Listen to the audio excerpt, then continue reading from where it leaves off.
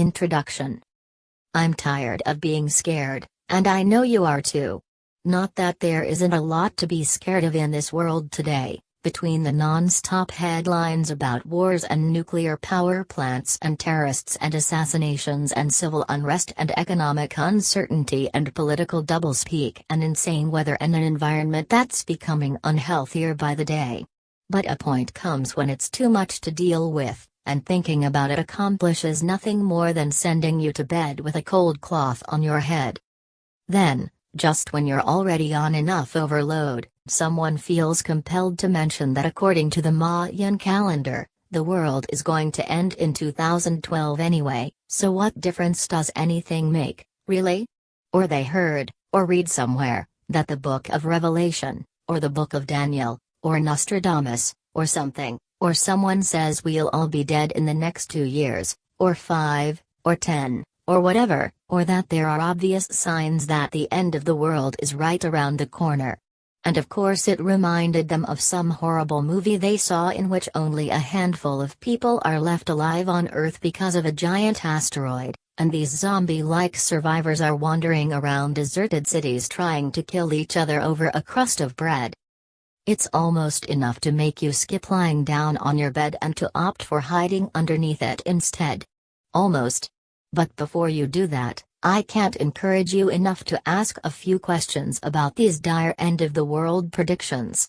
Who are the Mayans, for example, and how did they arrive at a calendar that ends in 2012? What specifically do the books of Revelation and Daniel say that prove this impending doom, and what do we know about the circumstances in which they were written in the first place? Who was Nostradamus? Why is he credited with any more expertise about the end of the world than the rest of us, and is it true that his writing is so filled with symbolism that it's impossible to tell what he was talking about anyway? What are these obvious signs that our time on Earth is almost up, and just out of curiosity, have those same obvious signs ever cropped up before in the history of this planet and maybe been misinterpreted? As for this movie, did it claim to be a documentary? Is there really a legitimate reason to believe that an asteroid gigantic enough to destroy our world is headed toward us, or might be headed toward us anytime soon? 99 times out of 100, the answer to any or all of these questions will be, I have no idea. If you've seen my television or personal appearances or read my books, you know how strongly I believe that knowledge is power and that the first thing to do when you're afraid of something is to educate yourself about it as thoroughly as possible. I would never say, don't be frightened about the end of the world, because, as you'll learn throughout this book, we humans are almost genetically predisposed to thinking about it and worrying about it.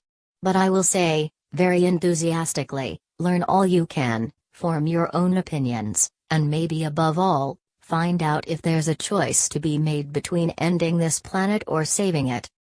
This book, then, is devoted to replacing fear with fact, to proving that knowledge is power, and to offering the sincere reassurance that, even if the world should end tomorrow, and it won't, God will still keep us safe for all eternity, just as He promised when He created us.